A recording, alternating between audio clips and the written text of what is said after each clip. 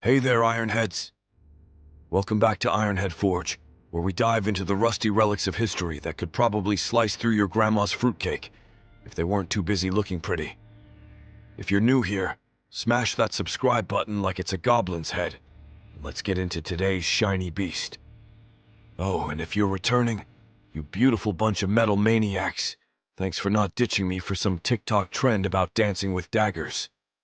Today we're talking about this absolute show-off of a sword. 19th to early 20th century European dress, or ceremonial saber, that's got more attitude than a French waiter judging your wine choice. Probably German or French made, but hey, might have snuck over to the US market like an undercover spy. Buckle up, because I'm about to roast this thing while spilling all its fancy secrets. Let's break it down like we're dissecting a dragon's lunch. First off, the hilt and guard. Boy, this is where the sword flexes its inner diva. Picture this. Lionhead pommel staring you down like it's the king of the jungle who just woke up from a nap and is not amused. That mane flows down onto the backstrap like some majestic waterfall of brass hair, because nothing says, "I'm a serious officer," like channeling your inner Simba. Historically, this lionhead gimmick was all the rage in late 1800s German and French officer sabers. It screamed, "I'm important," without actually roaring, symbolizing strength, courage, probably a hefty ego boost for whoever strapped it on. Solingen, that German blade-making hotspot, pumped these out like they were going out of style, which they kinda did after World War I.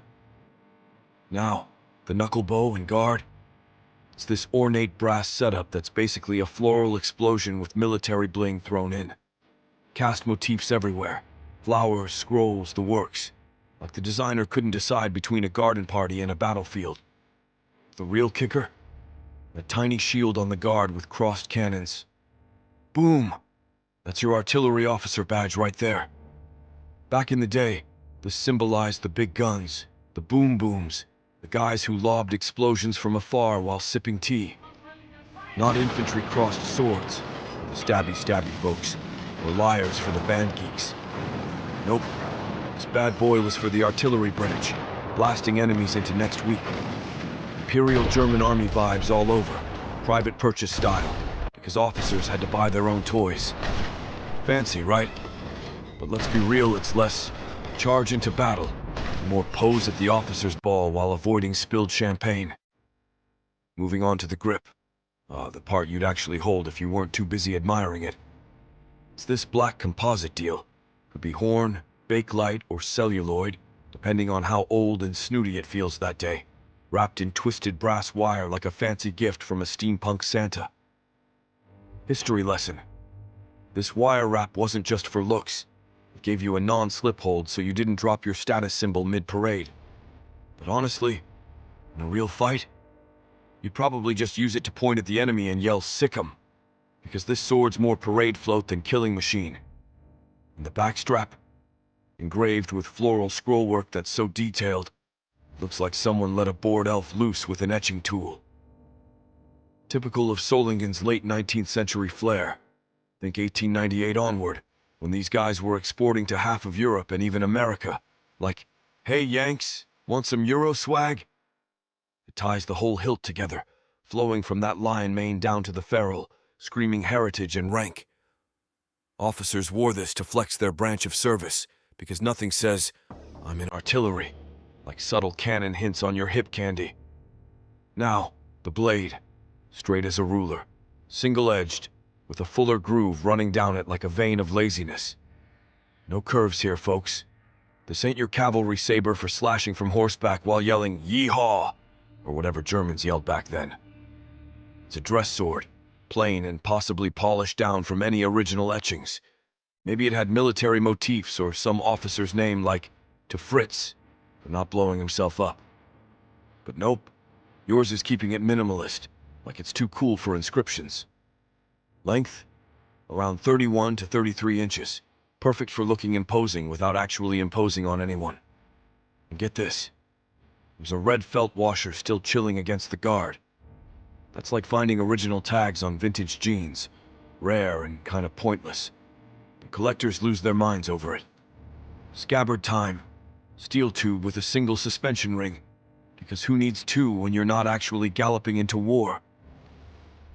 Drag tips reinforced, a classic German-French touch, like they expected you to trip over it at a fancy dinner. Fits the blade snug as a bug, with minor wear that says, "I've seen some parades, but no real drama." Overall length, 37 to 39 inches of pure ceremonial sass. And the maker? Drum roll. Clemen Jung from Solingen. Their trademarks this crowned Z's and a shield with dots on the sides, registered in 1898. Like they stamped it and said, "We're official now, peasants." Active into WU2. This one is pre-World War I, say 1898 to 1914, or an Imperial German artillery officer who bought it himself, because the army was like, figure it out, fancy pants. Less common than big names like WKC or Eichhorn, so it's got that rare bird appeal for collectors. Condition? Very good. Hilts detailed, grips tight, blades clean with patina like fine wine wrinkles. No major dents. It's aged like a grumpy grandpa who's still got stories. In the grand scheme, Ironheads, this isn't a battlefield brute. It's a status symbol. Parade peacock for officers showing off rank, heritage, and those sweet artillery cannons.